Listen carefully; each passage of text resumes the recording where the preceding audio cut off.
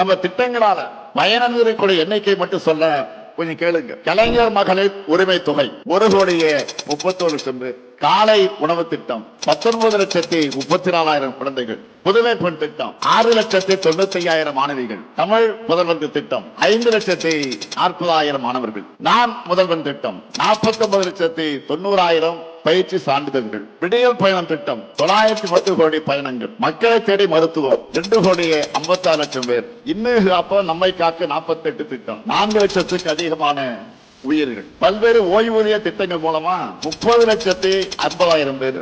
பட்டா பெற்றவங்க 23,56,000 பேர். உங்களால டோட்டல் போட முடிஞ்சுதா இல்லையா? இன்னும் ஏராளமா இருக்கு, பெரிய லிஸ்டே இருக்கு.